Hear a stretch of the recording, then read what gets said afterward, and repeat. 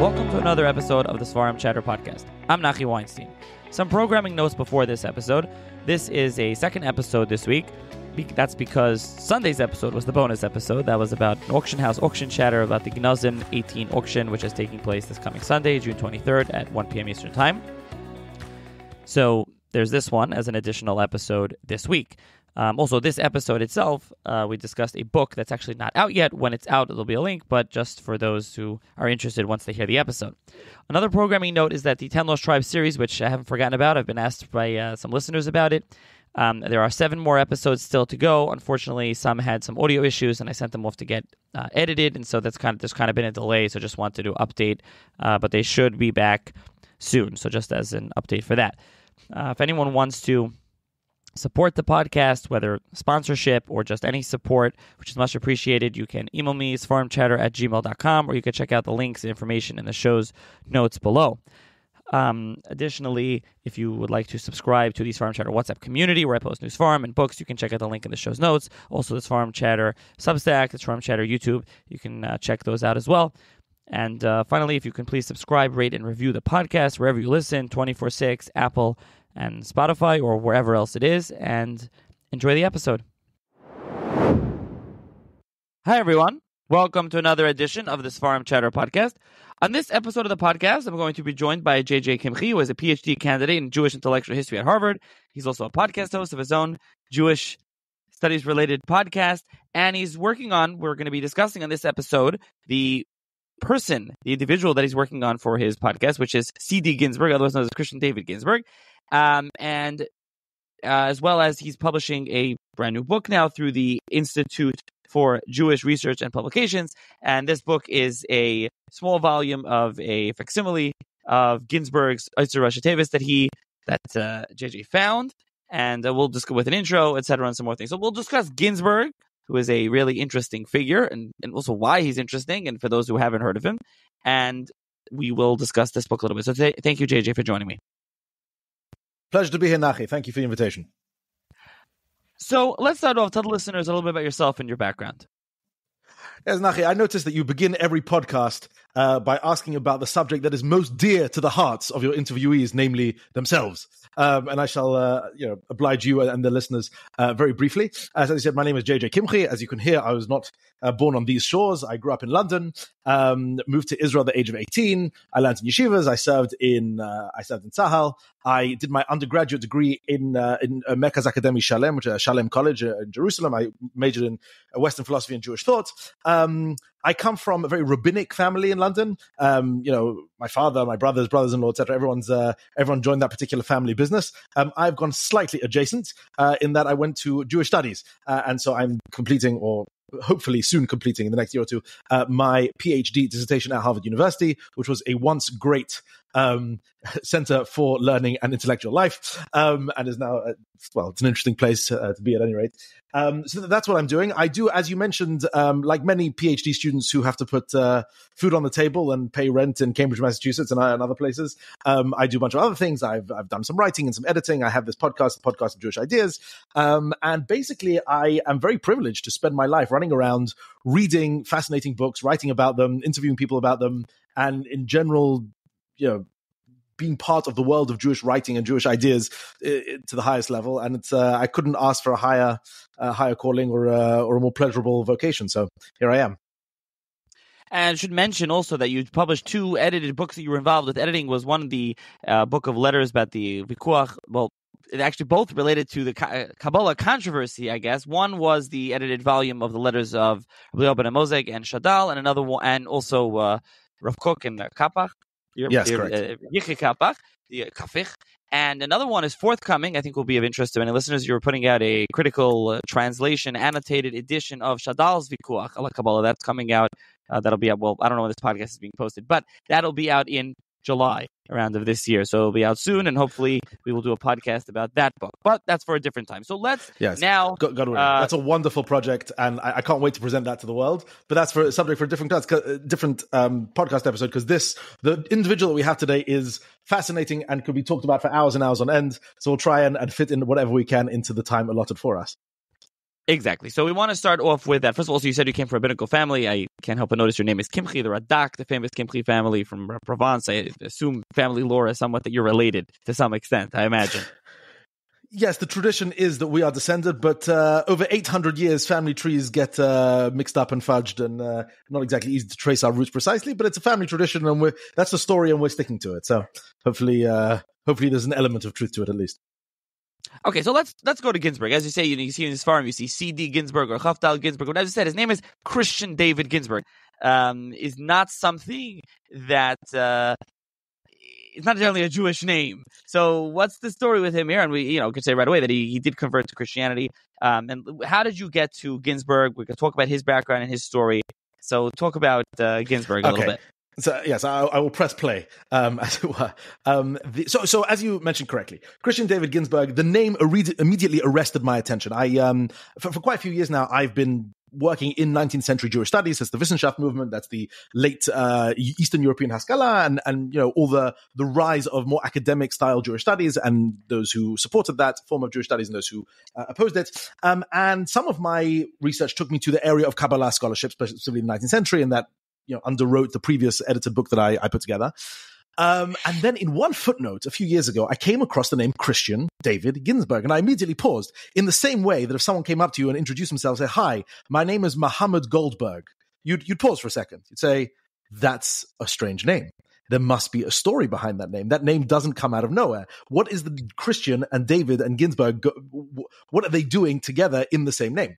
And so I did some research, and it so happens that Christian David Ginsburg is one of the most brilliant and interesting intellectuals of the 19th century that almost nobody's ever heard of, and he slipped through the cracks precisely because he's a Jewish Christian Jew, some form of these. So Al Regel Achat, just to give a title to who Ginsburg was, he was the great Hebraic scholar of Victorian England. Okay, so that basically he was one of the great scholars of Judaism and of Jewish texts in the 19th century. And of course, the 19th century being the period of the Wissenschaft movement, of the movement of really discovering and unearthing and analyzing afresh for the first time Jewish, the whole history of Jewish texts and Jewish ideas. And Ginsburg was among the leaders of his day, among the most celebrated and most nechshav, sort of his word was taken with a great deal of weight.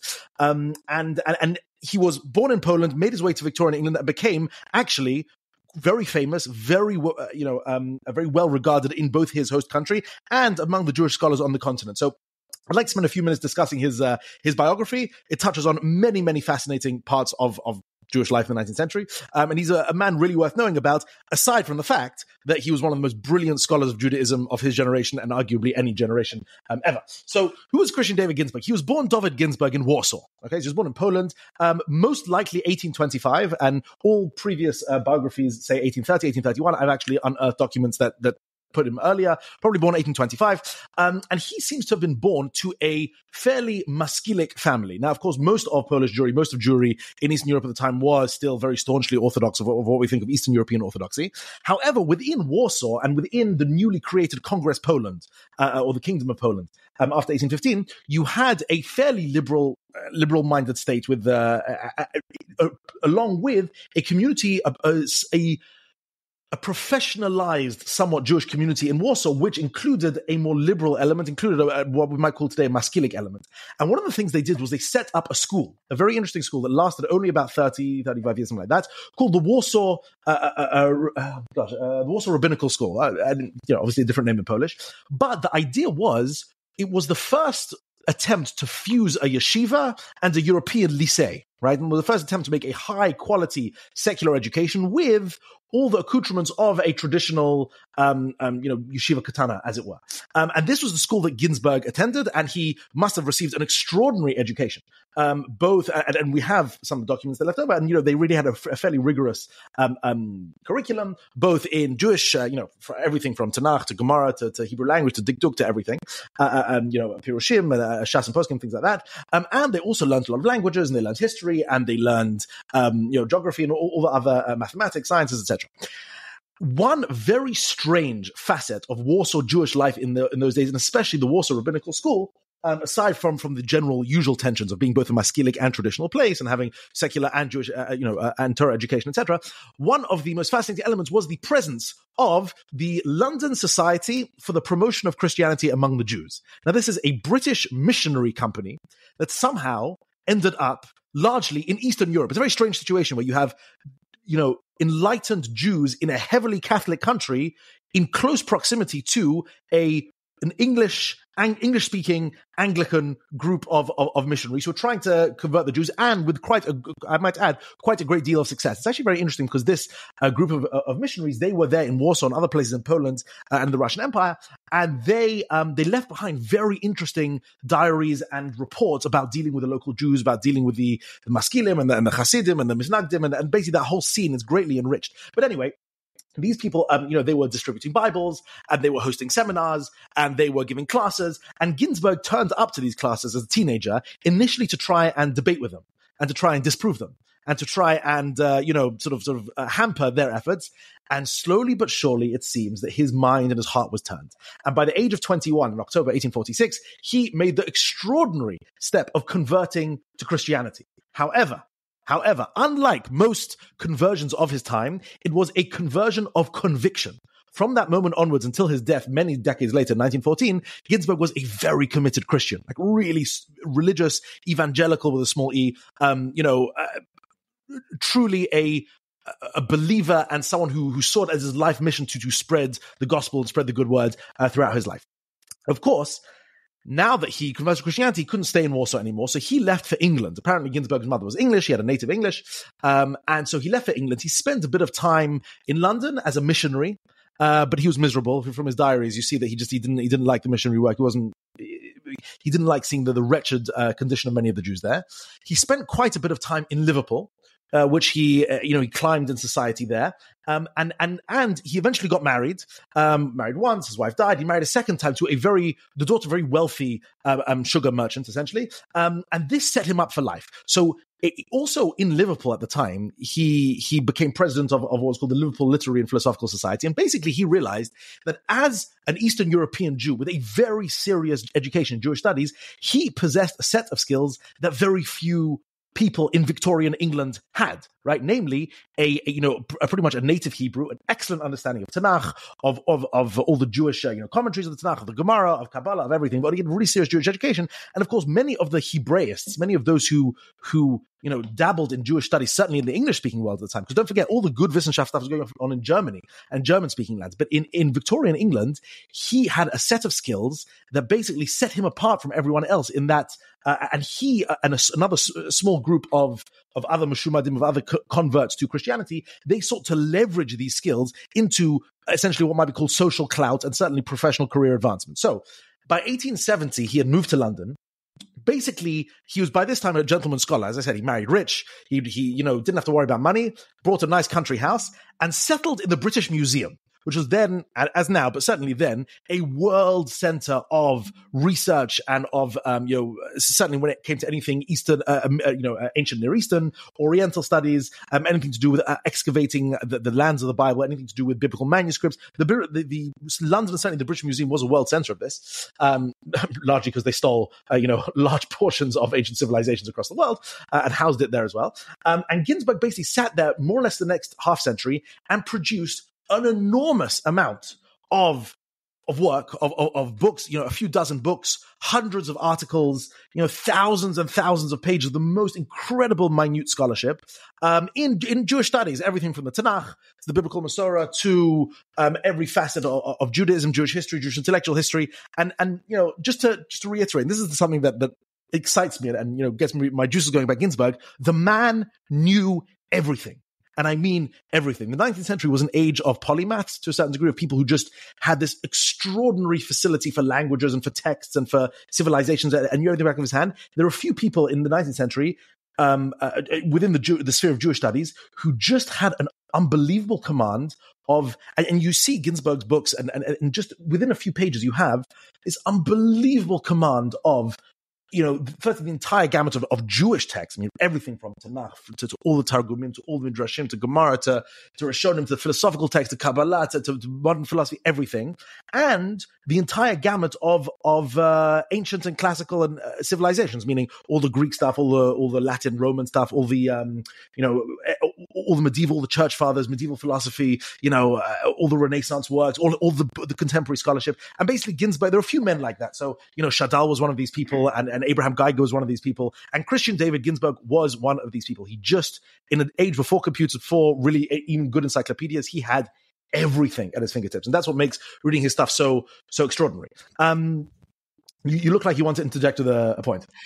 Yeah, so just to interject, first of all, you mentioned that he was married. So I think he was married with a kid before he converted to Christianity, right? Is that correct? So he actually... What happened was, just to go back to his earlier life for a bit, he seemed to have been very interested in this Christian stuff towards the end of his high school experience, let's say about 17, 18. And then he was talked out of it by his brother, actually. He was talked out of converting, went back to Warsaw. He'd left for a little bit, went back to Warsaw, married, had a kid, and then he fell ill for a long summer, spent about 3-4 months in bed just thinking and contemplating, and got up and decided, no, now's the time to convert. He really followed his heart, followed his conscience. And became a Christian, but by doing so, he left his first wife and child behind. We don't know what became of them. We never hear from them again. And so that's I would say a more tragic part of his story. But yeah, that's what he did. I mean, he was a man of really serious conviction. So. Right, which is, as you mentioned earlier, many of the converts that we see, they did it to advance in society. They didn't necessarily have a conviction and a belief, but he did. And it's interesting to say, the Anglican Church was, Protestant. It says not the Catholic Church. In a Catholic, Poland's like the most Catholic country, and so that's interesting. But I'm sure a lot of listeners are thinking, okay, hold on, this guy's important. This is a Meshumad. This is a guy who converted to Christianity. Why are we discussing this fellow? Why is he important? Why should we hear about him? So for a number of reasons, as we'll say, I mean, he did, like you said, produce a tremendous amount of work. He translated English translation of work of, I think, Leo Bacher's Masorah. He's still the famous word, the work on Masorah is still him. And just a quote, I want to read a quote. This was actually highlighted many years ago and on the main line by Shimon Steinmetz in a post where the Emes Yaakov, I think it's in the old one, I don't think it's in the new one anymore, Yaakov Kamenetsky, it's on page Shin Peiches, Yaakov quotes, V're'isi b'chamishacham shetayra, I saw in the Chumash, im hagoyis min kisvei yad atikim, from, with old notes from old manuscripts, and in parentheses, min chof daled Ginsburg, London, Tofresh Samachtes, shehevi nusach, and it brings down a nusach. Now, again, we can talk about, did he know that this was Christian David Ginsburg or not? Rabbi Yaakov's quoting him. Clearly, he read these works and he was looking at these works. The fact he says he saw it in this Chumash that he was going through it. So he is a tremendously important, influential figure, as we'll discuss further. And you see this by evidence that one of the big Gedolim over the past century is quoting him as quoted in the Sefer. So, just wanted to mention that. I don't know if you have anything else to add to that. Yeah. Okay, yeah, so I'll go through the last thing first, and then I want to go back to a point you said earlier, because that's very important. So what you said about the Emes Yaakov quoting him, yeah, that's quite amusing. I personally think that Rav Yaakov Kamenetsky did not know who Ginsburg was, because as I said, the inside page of many of his biblical works that he published just said Kaf Dalet Ginsburg. Of course, Kaf Dalet Ginsburg could be like Kalev David or something, right? It doesn't have to be Christian David. Like, it's possible Rav Yaakov Kamenetsky did not know. Maybe he did know. Rav Yaakov Kamenetsky was an interesting man and more intellectually broad-minded, let's say, than some of his colleagues.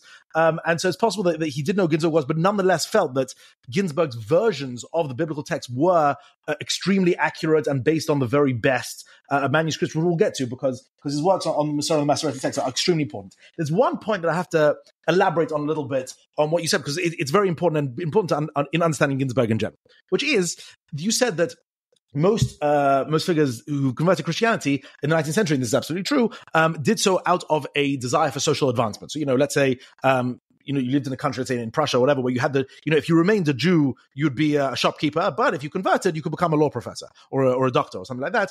So a lot of people decided to convert for that matter. And a famous quip by the poet Heinrich Heine, that conversion to Christianity was the entry ticket to European culture or something like that. However, Ginsburg, it's, as I said before, was really a convert of conviction. However, having said that, when he was in London, and when he was as a gentleman scholar in London, he achieved heights of fame and success socially, which were unheard of among Jews in Victorian England. So, I mean, I'll just, he was best friends with the political and intellectual and cultural elite of London, which of course was the capital of the most powerful empire in the world at the time. So he was best friends, really very, very close friends with William Gladstone, who was a prime minister 4 times over in Victorian England, one of the great, called the grand old man of Victorian politics. Him and Ginsburg were very close friends. They would read together and go on walks together and go to church together, and they had an extraordinary correspondence.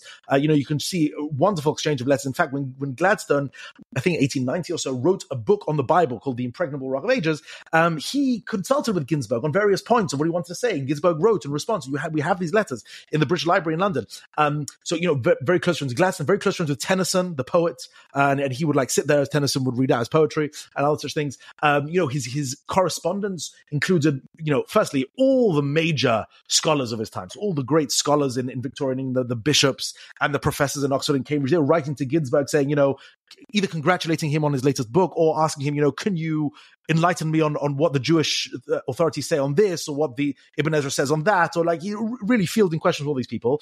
People like Émile Zola from Paris, or Anthony Ashley Cooper, the 7th Earl of Shaftesbury, very important social activists. And these people were writing to Ginsburg because Ginsburg sort of sat at a central node of a network, which included, as I say, all the political, cultural, financial elites of the time.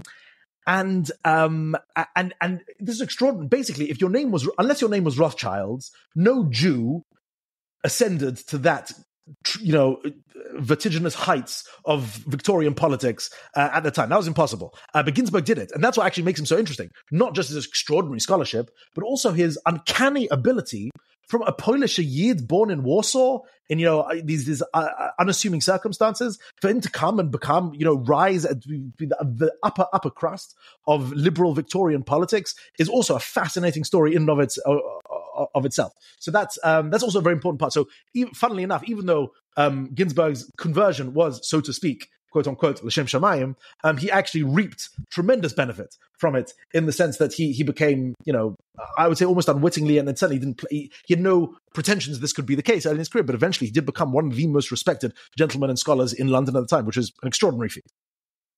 So before we get to Ginsburg's works, as we mentioned in brief, but we have to go through them, in depth. You're clearly very excited about Ginsburg. This is a topic that's near and dear to you and very interesting to you. But the question is, how did you get to Ginsburg? How did this become your PhD topic? How did you come across him and decide, this is the man that I'm going to research and work through? And as you said, I think you mentioned, he hasn't really been researched before or written about. Well, I think you partially answered your own question. Look, the truth is that all PhD students, or many PhD students, some people come into a PhD knowing exactly what they want to write about. This is the thing. This is my topic. This is what I want to do. And they have this idea, and they have an advisor who's willing to take them on, and that's fine. Lots of people coming to a PhD program have an area of interest. My area of interest was 19th century intellectual history, let's say 18th, 19th century intellectual history, both Jewish and general European philosophy. And so you read within this sort of milieu, and you try and find something, an area, a person, a set of ideas, a moment, a paradigm, something that people haven't written about before, hasn't really been done before. And the truth is that I was reading, I read many of the Wissenschaft people, I'd read people like Gretz and Frankel and Hirsch, and, you going through whoever you want, Cohen, Rosenzweig, all the big names of that era. And of course, many of these have been done and sometimes even overdone and done to death. And then I come across this man, Christian David Ginsburg, who, because he converted out and became a Christian, no scholar of Judaism has yet touched him. There is no article, there is no book, there is no major work on Ginsburg yet. Until of course I finished my PhD and published the book and other books and other such. But it's extraordinary to me, because the more I delved into Ginsburg's life, the more I realized, firstly, he was one of the very, very top Jewish scholars of his day. I mean, without question, but one of the top scholars of Judaism, arguably the first major scholar of Judaism in the English language, because of course until then English wasn't really a major. Until the 19th century, English wasn't at all a major language of scholarly discourse. It was Latin, and then it was German, perhaps, and maybe other languages, maybe Dutch, maybe whatever it was. Yes, and of course you have the whole Haskalah in Hebrew that's going on in Central and Eastern Europe. But the first major scholar in English, the first major scholar in England or in any of the English-speaking lands, and first person to really excavate many elements of the Jewish. Jewish intellectual history, that was Christian David Ginsburg. And I feel so privileged, actually, that, the whole world seemed to just leave this man over for me. I can't believe it. I thought I'd have to find some corner somewhere. No, there's like this massive virgin field that has been unplowed, and I'm very excited to plow it. Just to give a very brief sort of example of his influence within English-speaking land. So one of the great novels about Judaism, Jewish life written in the 19th century was by George Eliot, whose real name was Mary Ann Evans. It was written, I think, in the 1870s or something. And it was, of course, Daniel Deronda. This is a very important novel, and it was a great inspiration to early Zionists, for instance. And it was really, a classic of Jewish, one of the major examples of non-Jews writing about Jews. And we know from George Eliot's diaries and from her notebooks that much of her information came from Ginsburg's books. So it's who was the authority in the English language in Victorian England, who you went to find out about Judaism and Jewishness, basically Christian David Ginsburg. There were one or two other minor figures. Ginsburg was the great Hebraist of Victorian England and consequently of the English-speaking world, for decades.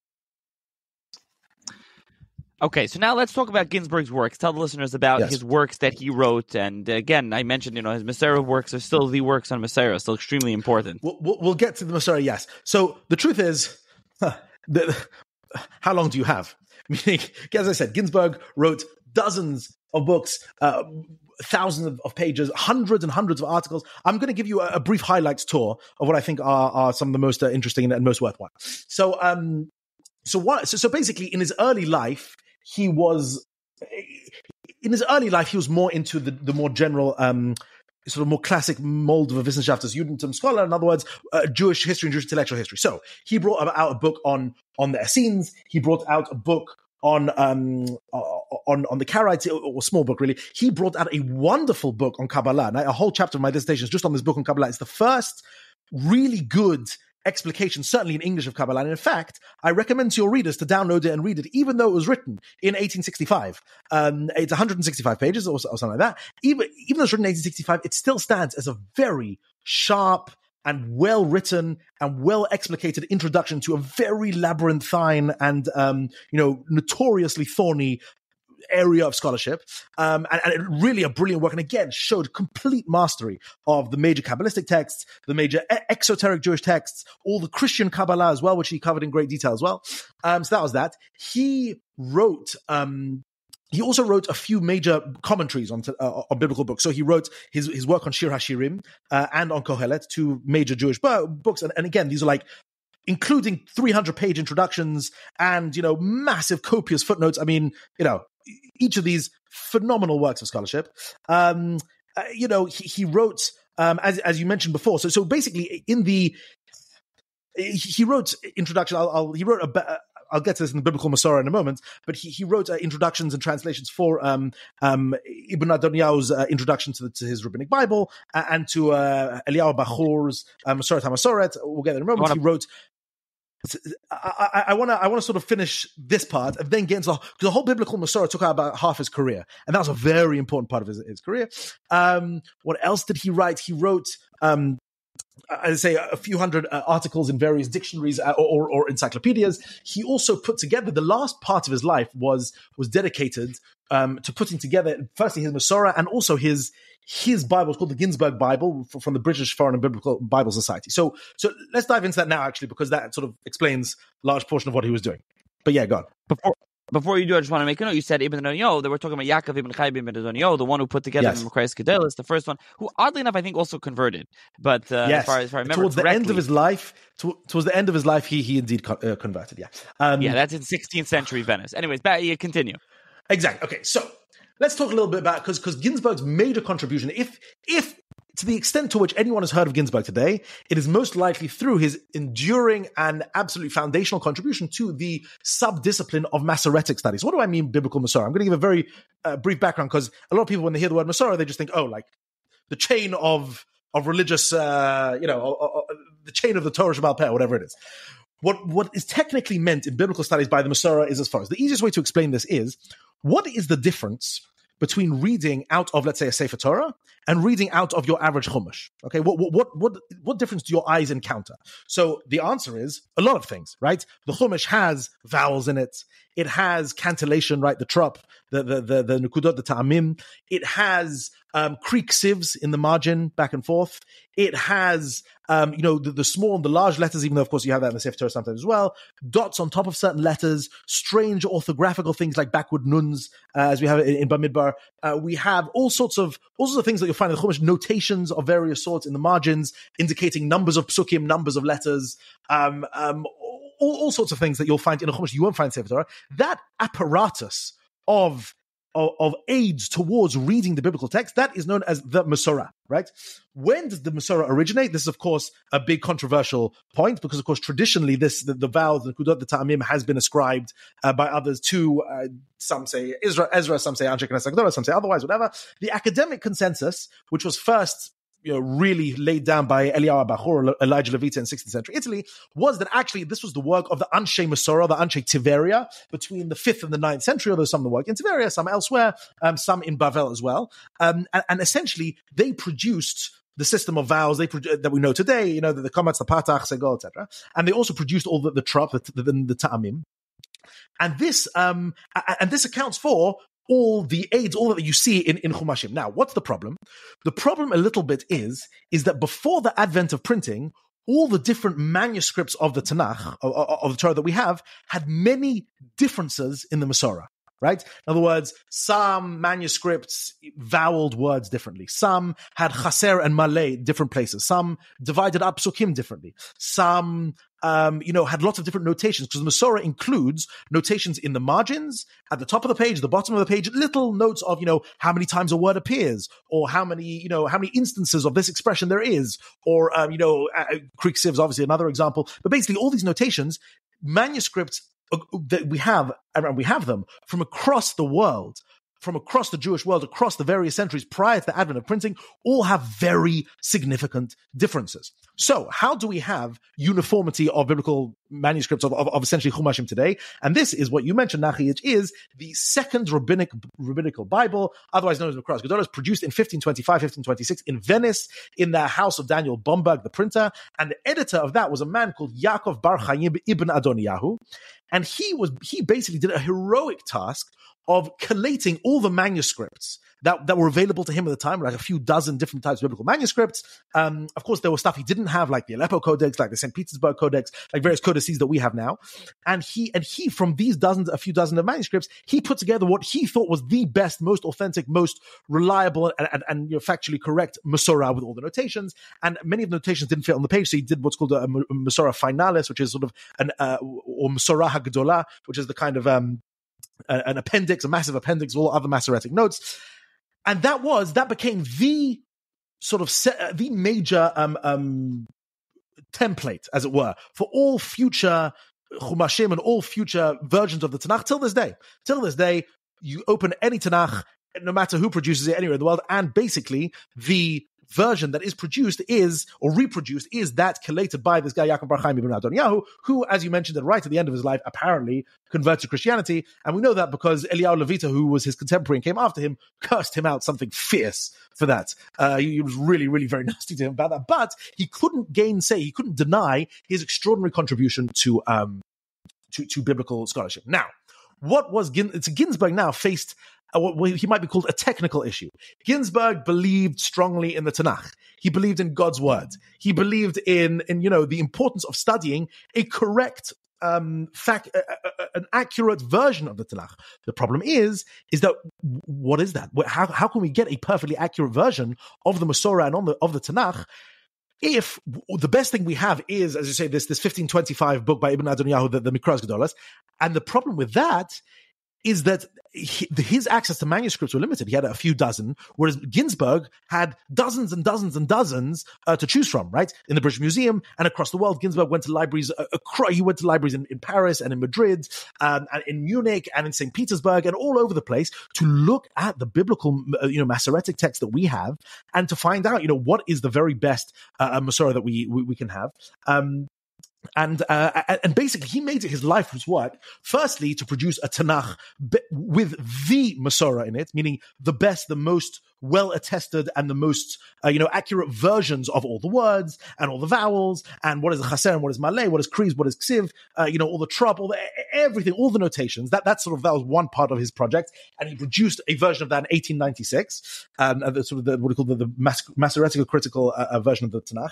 And he also wanted to produce the Masorah. What do we mean by the Masorah? He wanted to collect and collate all of the Masoretic notations from all the manuscripts around the world and put them in a massive 4 volumes. It ended up being 4-volume text called a collection called the Masorah, which ended up taking up about 2,500 pages, just tables and tables and tables of all the notations and all the places where scribes have put in the margins. The vav hahipuch is used with this word 8 times, and he lists all 8 times. And the infinitive absolute on this word is in 26 locations, and he puts all the 26 locations. And this kri and this ksiv and this chaser and this malay and this trap and this.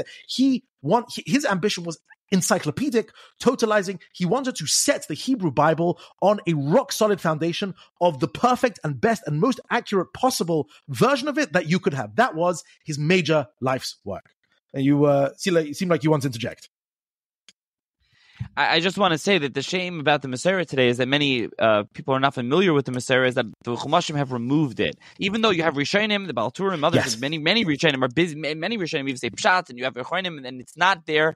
The Keter Chumash from Bar Ilan has it.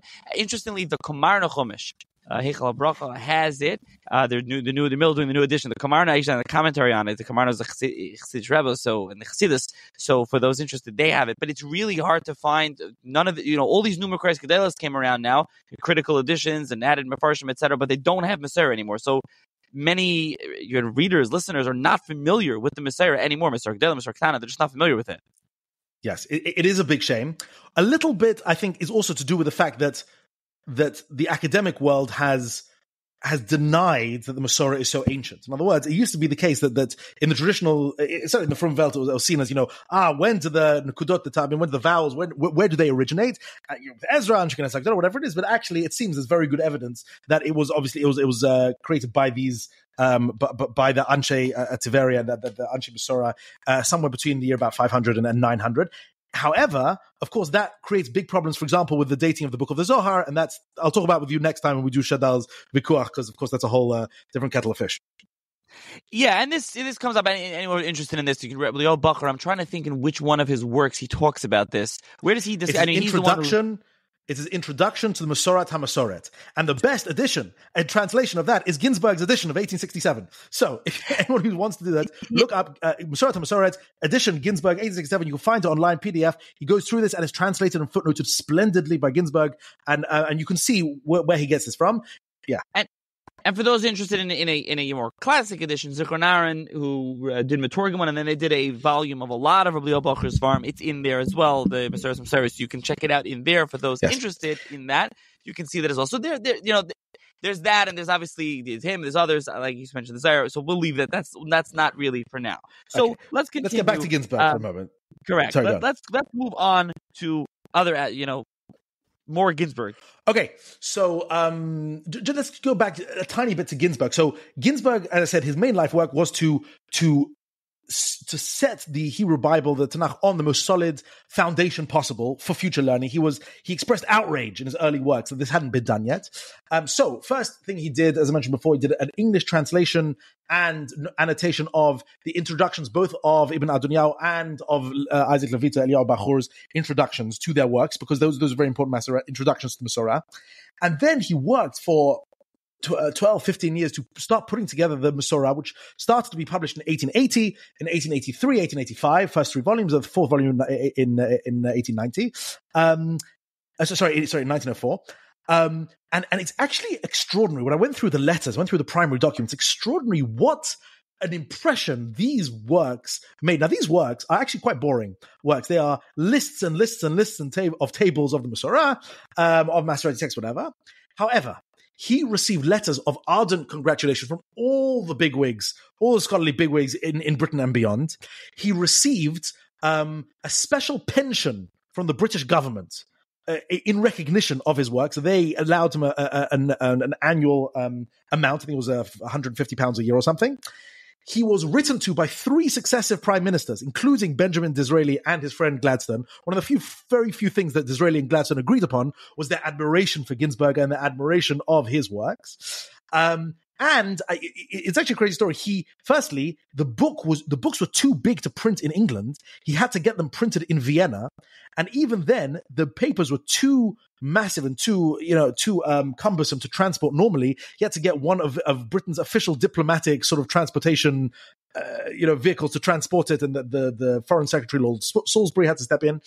And then I'm reading through Ginsburg's works, and amazingly, he receives a letter from the Russian embassy stating that the Russian Tsar wants a copy of the Masorah, and so Ginsburg and gives him money to support it. So this work, which you'd imagine is quite a dry and a work without much appeal, was setting London on edge. Foreign emperors were, requesting copies, and British prime ministers and it actually made huge waves and really catapulted Ginsburg. Another similar project that I probably should mention that he worked on was the Old Testament Revision Company. Basically, in 1870, there was the decision to create the revised version of the Tanakh, revised version of the Old Testament and New Testament, and the 16-person committee that produced the revised version of the King James Bible included Ginsburg. So he worked for a while for that.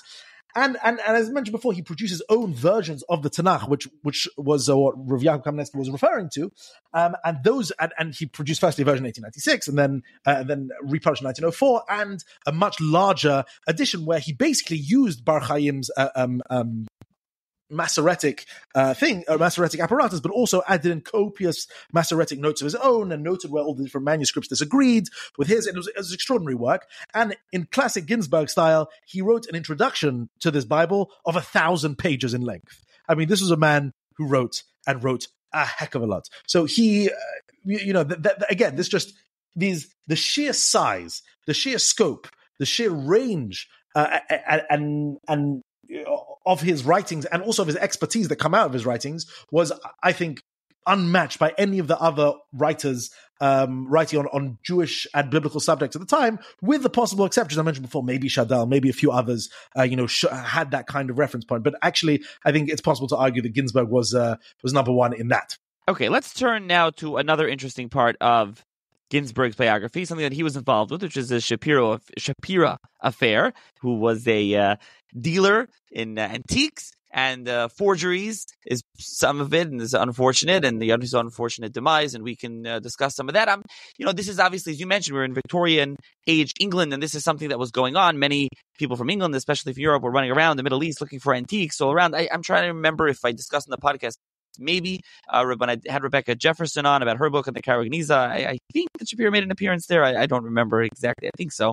But talk about Ginsburg and his role in the Shapira affair, and also what the Shapira affair was for those that aren't familiar with it. The Shapira affair is wonderful. It's a fantastic piece of intellectual history, but also, an Indiana Jones style tale with good skullduggery, and which still, intrigues people today, and there's still treasure hunters today who are trying to find the Shapira scrolls. Let's talk a little bit about the Shapira affair. The Shapira affair was a few weeks in the summer of 1883, in which Ginsburg becomes one of the most famous men in England for a brief period. It goes as follows. In the summer of 1883, a man called Wilhelm Moses Shapira makes an appearance in London.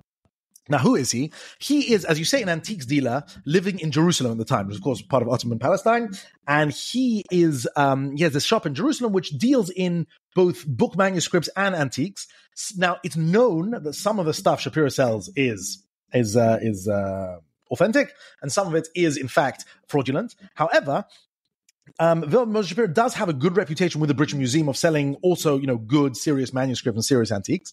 And as you mentioned before, this is, in fact, a period where there's this mad rush across England and across Europe for artifacts related to ancient Near East, because this is a time when biblical archaeology is really coming to its own. The Moabite stone was just discovered. The Silwan inscriptions were just discovered. There was a much better understanding of ancient languages, and whole ancient cities were being unearthed, and ancient pottery and shards. And basically, there was this mad rush for anything to do with biblical history, anything coming out of the ancient Near East.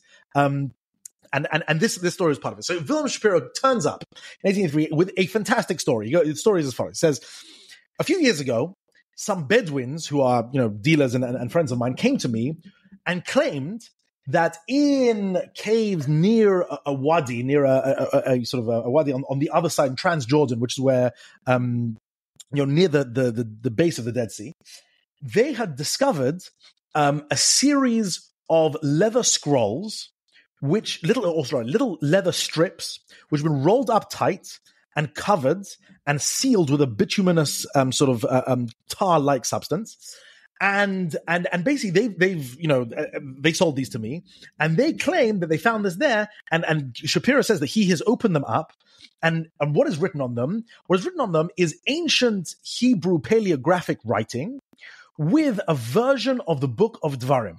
A version of the book of Deuteronomy, basically the exhortations at the beginning and some of the exhortations at the end, and a version of the Aseret Dibros of the Ten Commandments. And that's what's written on these 15 leather strips, and some of them repeat various things. It's written in this kind of ancient Hebrew script, similar to the style that you have on the Mesha stela or the Moabite stone. And basically, Shapira comes to England and says, these strips are genuine, they are ancient, they've been preserved in this sort of arid Dead Sea area, and they are, if it's true, then they are by far the oldest biblical manuscripts that we have, and that makes them more or less priceless. And he is asking an enormous sum of money from the British Museum. Some sources say £1 million, which is the equivalent of $200 million today. And he turns up in England. Basically, he tried to flog these to the Germans, but the Germans weren't interested, partly because they had already bought some of his fraudulent stuff before, and they're very wary of him. But he comes to England and basically comes to the British Museum and says, I want to sell these manuscripts. And basically, if it's true that these are genuine manuscripts, they're obviously priceless, and they would make Shapira unbelievably rich, and they would be, the most extraordinary discovery in the history of biblical discoveries, and would be the most valuable artifact in the entire world. That's what essentially Shapira was offering to the British Museum. Now, the representatives of British Museum and all the academics and the bishops and the major church authorities who were called in to examine this, they were naturally skeptical, especially because they don't know what we know. See, we live on the other side of the Dead Sea Scrolls, and we know that it is possible, at least in theory, for scrolls to be sort of closed in, locked up, and in that arid Dead Sea condition survive for upwards of 2,000 years. They didn't know this at the time, right? And so they were very skeptical, but they all looked at Christian David Ginsburg and said, Ginsburg, he's the man, he's the authority on all things Hebraic and biblical. You're going to leave this you leave it at the British Museum. He's going to analyze it, and he's going to give a final psak din, kosher, puzzle, are these genuine or are these fraudulent? Of course, they didn't have the testing that we have now, where we can test, carbon date and other such things. They didn't have any of that stuff. So they had to rely on Ginsburg. And Ginsburg takes these in, and he spends a few weeks analyzing them. However, by that time, word had gotten out to the press, to the media, and this became an overnight sensation. Almost every day, the Times, all the major newspapers in England, in Germany, in France, even in the United States, the Scientific American, these were all publishing that, we may have found an almost original copy of the Bible, like a copy of the Bible that may be as ancient Israel itself. And this became massive news. And, crowds flocked to the British Museum to see parts of the manuscript put on display. And, even the Prime Minister came and foreign dignitaries came. It became a huge, huge deal. And all the while, Ginsburg is shut up in this room, analyzing it, translating it, transcribing it, for what's written on these scrolls, weighing it up. He publishes, Ginsburg played this very well. He sort of tantalizingly published in various journals and in the Times, one week after another. First he published a translation, then he published a history, published what it might be, what it says, etc., etc. And all this time, scholars from other countries also coming to see it and speculating, many saying it's forgery, some defending it, some saying, no, it's real, back and forth. The whole world is waiting for Ginsburg with bated breath. A huge publicity. And finally, towards the end of August in 1883, he writes unequivocally in the Times and elsewhere a very detailed, lengthy sort of letter stating that these are forgeries. They are fraudulent. These are, these scrolls are not what they appear to be. These are very clever forgeries. It doesn't speculate who did the forging, but essentially these are forgeries. And amazingly, overnight, the whole the whole sort of Ginsburg word was seen as law. Nobody challenged it, and basically overnight, this whole episode came from, oh wow, we might have found the most valuable artifact in history, to, okay, back to square one. This is fraudulent. Now there are a few consequences of this. Number one, Ginsburg became a household name in England, and not only that, he became seen as the defender of heroic British honor against the conniving Jew Shapira. Of course, conveniently forgetting that Ginsburg was a Jew, born a Jew, and actually looked much more Jewish than Shapira did. But that was one consequence, and Ginsburg became like lionized, the great defender of scholarship and of honor and whatever. Also, what happened was Shapira was mortified. He was absolutely ruined because he'd already spent a lot of the money he thought he was going to get for it, and basically ended up in a hotel room in Rotterdam a few months later and killed himself, blew his brains out. The scrolls went on auction and basically disappeared. They basically disappeared from view, and we're not sure what happened to them. And we know they went on auction or bought, some by a man called Bernard Quaritch. Some of them seem to have been bought by Christian David Ginsburg himself, or Ginsburg bought what was called in the thing a scrap, or a bundle of scraps from the Shapira manuscripts. But basically the trail grows cold about the early 1900s. We don't know what happened to these scrolls. However, recently, there's been a massive uptick in interest in these scrolls for the following reasons. Firstly, after 1947 and the discovery of the Dead Sea Scrolls, suddenly we realize, as soon as we authenticated the Dead Sea Scrolls, we realize, hang on, what Shapira is describing, the discovery in caves of leather scrolls near the Dead Sea, that sounds eerily familiar. And many scholars came to be of the opinion that actually what Shapira discovered was a genuine artifact, the Dead Sea Scrolls, and that this one I wasn't actually forgery at all, and that Ginsburg was wrong, and that the others, Clement Gounod and the others who pronounced that these were forgeries, were wrong. And in the last few years, there's been even greater uptick of interest because of a man called Idan Dershowitz, who is a professor of Bible today in Potsdam. He's a young guy. I mean, a bit older than me, but he's actually on my dissertation committee, lovely guy, and he has taken another look. We don't have the scrolls, but we do have our transcriptions of. We don't even have a good photograph of the scrolls. We do have transcriptions of the scrolls, meaning some scholars, including Ginsburg and others, copied out very carefully the letters, the shapes of the letters, the words, everything that there was within the Shapira scrolls. And what Idan Dershowitz has claimed is something even more audacious: that these scrolls weren't Second Temple, they're actually earlier. They're actually First Temple. They are really, really old, or late First Temple, the exilic period. They're really, really much older. In fact, basically, this is a sort of a cousin of the Book of Devarim itself. I don't want to go too deeply into the whole biblical critical element of it. I have a feeling that your audience might not have a fine appreciation for these sorts of things. But essentially, the claims of Idan Dershowitz, he claims it based on the paleography and based on the content as well of what these books were. These are extremely, extremely old. And now, over the last couple of decades, there's been a hunt for the scrolls. Maybe some of them survived, and if they did survive, we can date them and carbon date them, and maybe this lends us insight into the writing and the content and the ways in which biblical books were put together. And it's the most tantalizing. If you'd ask me what is the most sort of tantalizing but plausible Indiana Jones style hunt for ancient artifacts going on in the Jewish world right now and in the last 10-20 years, this is the Shapira scrolls, and it is basically a grand attempt to prove Ginsburg wrong. Ginsburg said these are forgery, they cannot be the case, and he gives a whole list of reasons, and basically what is going on now is a grand attempt to try and prove him wrong. But of course, this is a very bitterly contested. Anyone knows anything about the world of academic biblical study, it's a very sort of contentious and disputatious environment, not for the faint of heart. And of course, Idan Dershowitz has been bitterly attacked by many for his theories, but he's defended himself very ably. And I'm not really qualified to give a very informed opinion on the subject, but it is extraordinary that the biggest event or the biggest argument over an ancient cultural artifact in the Victorian period involved two Jews who converted to Christianity, but one of them, Shapira, is known as a forger and a conniver and as an attempted thief and someone who's trying to defraud the British public into paying tons of money for his junk. And the other one became known, Ginsburg, as the great scholar and the great hero and the great defender of British honor. And that was an important part of the Shapira affair. And yes, it remains a tantalizing, fascinating story and books are being printed and articles are being printed. It's an endlessly fascinating corner of intellectual history.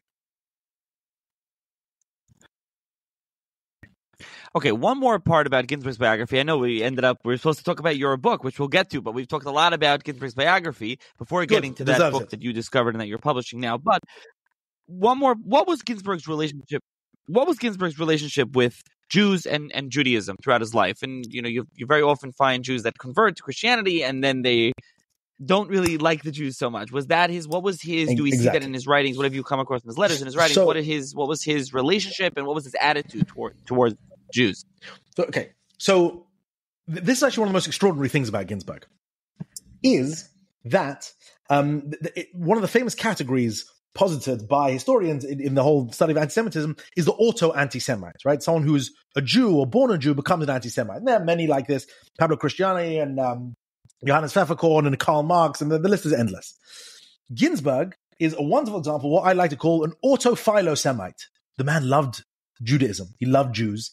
And he spent much of his life, I would say, really defending Judaism and the Hebrew Bible and Jewish culture and Jewish civilization. Because don't forget, in the 19th century, there was a very intellectual form of anti-Semitism, which basically held that Jewish civilization as such was kind of this ossified, weird, frozen piece of history. Basically, that the theory was that after the destruction of the Second Temple and after the dispersal of the Jews and after the rise of Christianity, the Jews basically ossified, remained the same, stayed where they were, became this like excrescence to history, this sort of unnecessary hanger on to real history.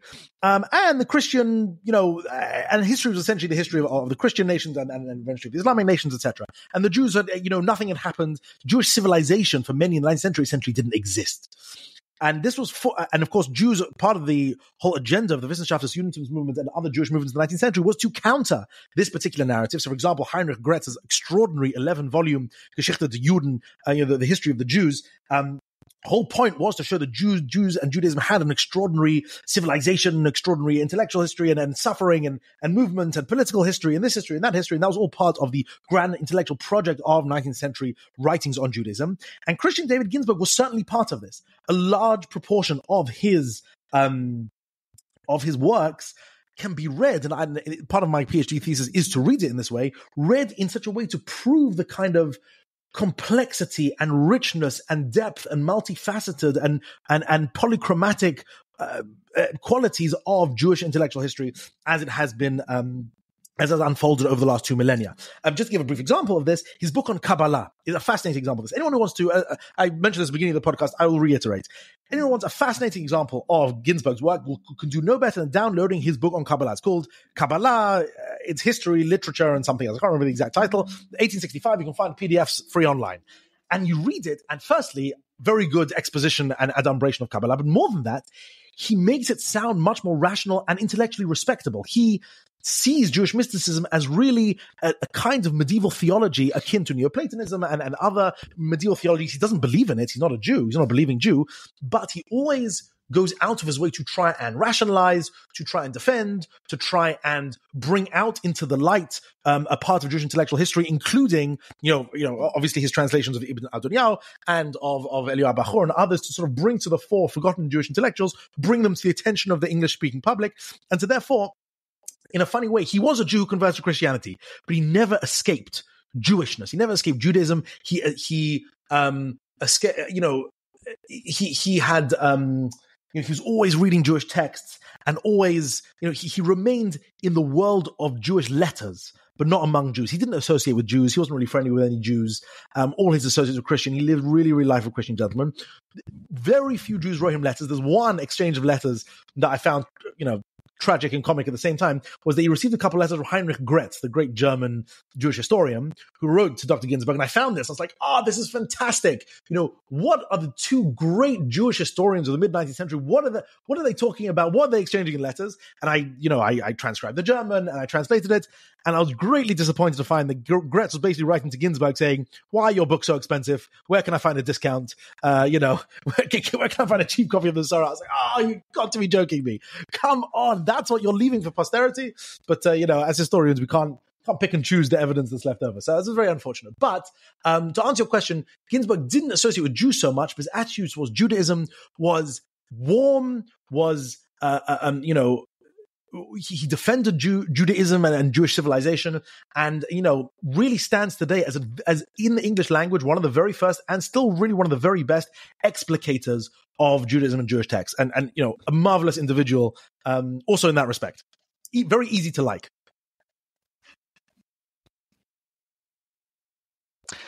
So in your book that'll be coming out now, you'll have a basic, have an introduction, a basic introduction about Ginsburg, some of the biography. Obviously, we took more in depth here, and I'm sure your dissertation will have even more in depth. But let's talk about this Otzar Roshei Teivot. What is it that you are publishing? How did you find it? Also, we should mention you're publishing it in a facsimile. You're actually not, transcribing the whole thing. But talk about the book a little bit, how you came across it, and what it is. Sure. So now that we've reached the excuse, so to speak, to talk about Ginsburg, is that shortly I'll be publishing a book, which is, as you say, it's a facsimile. Now, Ginsburg's personal effects were collected by his wife Emily, who's also an extraordinary woman, and put some of it in the British Library, some in the University Library in Cambridge University, and some in the Wren Library in one of the colleges in Cambridge. The exact one slips my mind at the moment.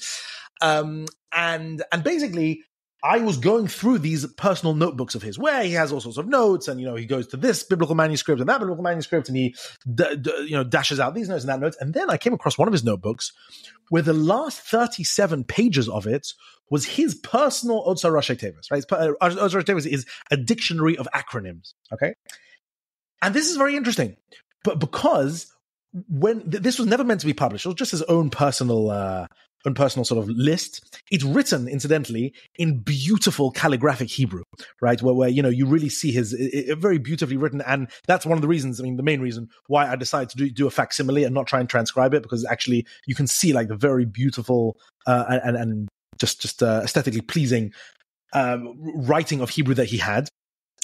But basically, I found this book, this Otzar Roshei Teivot, to be fascinating because it allowed me to reverse engineer the sorts of things that he was interested in. In other words, this scholar who was, as I say, reading everything, every Jewish book under the sun that was ever published, all the Hebraic works from Tanakh to the Siddur to Piyut to Kabbalah to Gemara to philosophy to Targumim to everything.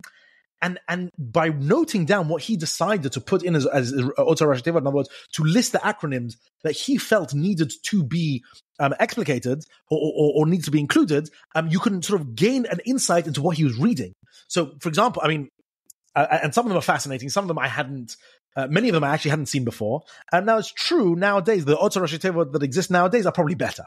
They're certainly better because they include, all sorts of things that, that we have by computers and search engines that Ginsburg didn't have. Nonetheless, this is very useful just in terms of knowing what words, what collections of letters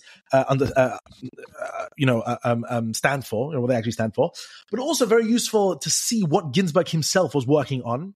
And the sorts of books he came across, and also there's some very, very unusual Roshei Teivot. So I'll give a bunch of examples which I've sort of written down. So for example, you come across in Otzar Roshei Teivot Abar, Aleph Bet Resh, which stands for Av, Ben, and Ruach, the Father, the Son, and the Holy Spirit. This is quite clearly from a Christian Kabbalistic text that he wrote. You won't find this in Otzar Roshei Teivot that exists on a Yeshiva Bacha's bookshelf, right? Another set of Roshei Teivot you won't find is Chalam Katznash, which stands for the 7 major astral bodies that were considered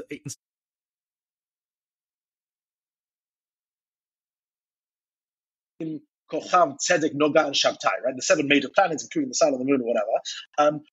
And this is clearly from a pre-Copernican, let's say, or maybe post-Copernican, but at least medieval, early modern Jewish scientific work. Again, an unusual one. There's another one. So, for example, we could see that he was reading rabbinic letters because, for example, I came across the acronym of Gashalka, which is Gadol Shemo Latov Kol Hayamim, right? The sort of things, the sort of militza, the sort of florid prose that accompanies rabbinic letters at the top or the bottom. And again, this is sort of very characteristic of that. And there are some which I don't know any source for, and I'm very curious where he found. So, for example, my favorite one is V'Habria, right? Which is V'hapotach b'li reshut yidkarenu charev. It means anyone who opens this without permission, a sword shall pierce him, which I find wonderful. I have no idea where he gets that from. I couldn't find that in any search engine or any text. I'd be very grateful to know. It tickles my imagination to imagine Ginsburg opening up, some book from the 15th or 16th century, whatever it is, and finding in someone's personal stamp with the acronym saying, anyone who opens this without my permission will, may a sword stab him, essentially. So this Otzar Roshei Teivot is fascinating to me just because, very useful as a dictionary of acronyms, if not quite as useful as the modern versions, and as a text through which you can reverse engineer what Ginsburg was working on and how he was going about it, and the various different genres, etc. And also as a wonderful repository of unusual and often strange Roshei Teivot, which you can see like, okay, wow, I've never seen that before. No, I've never understood that before. And so, I decided to get the British or the Red Library to take the pictures of it. We had to pay for it, get very good, very high quality pictures, facsimile, put it all together. And I put like a 25-page introduction introducing Ginsburg, the 19th century, and what I found interesting about this Otzar Roshei Teivot. Again, it's not by any stretch of the imagination a satisfactory encapsulation of Ginsburg and its works. It's not by any stretch of the imagination, a comprehensive Otzar Roshei Teivot by our standards today. But nonetheless, it's a cute work, it's a useful work, and I think a lot of people will find interest in it. However, of course, you'll have to wait for my PhD dissertation and the book or books on Ginsburg that shall follow before getting a full encyclopedic and panoramic view of this extraordinary, unparalleled figure in the history of Jewish scholarship. Okay, so this, you said it's forthcoming, but this podcast will be posted once the book is out, even though we're recording this before. So anyone interested in purchasing the book, I'll put a link in the show's notes where you can purchase it via Amazon, and you can purchase the book for those interested in. And you said it has your introduction, and in the introduction you talk about Ginsburg. You do give, you explain some of these Roshei Teivot acronyms that we discussed. Then you can see the facsimile, so you can check all that out. And for those interested in more on Ginsburg, first of all, I'll link to Ginsburg's, on Kabbalah, like you said, a lot of these are free downloads, but there's some of these like reprints. A lot of these old things have these reprints on Amazon, so those that people can check out those stuff as well. I'll put them in there as well. In the anyone interested in checking it out can check that out. So I'll put that there. And for those interested in learning more about Ginsburg, can wait for your dissertation. So, like I said, I just want to mention at the end, we want to mention the you have the other book on the you published one edited volume on Vikuach and Kabbalah, and you'll be publishing the one on Shadal. So when we discuss the Shadal one, we'll discuss that one. Maybe we'll do both of them together. And then you have your podcast, which you mentioned. I don't know if you just wanted to mention a word about it here at the end. Well, which podcast host can resist a platform with which to promote their works? So yes. So firstly, on the Shadal thing, soon publishing a translation and annotation. I have over 1,000 annotation footnotes on a brilliant 19th century book by Shadal called Vikuach HaChochmat HaKabbalah, which is a philosophical literary dialogue between two scholars on whether Kabbalah is authentic and whether it has, whether it is can possess antiquity and authenticity and authority. And it's a wonderful work, and I'm very excited to publish it. In terms of my own podcast, yes, as I mentioned, podcast of Jewish ideas.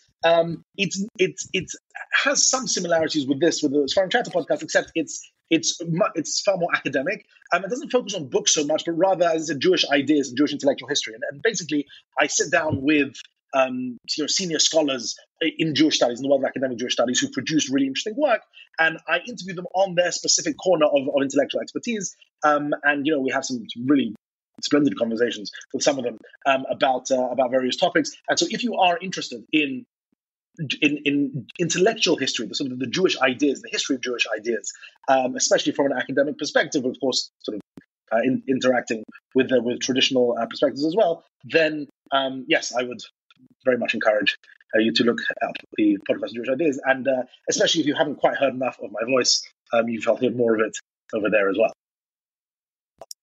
Okay.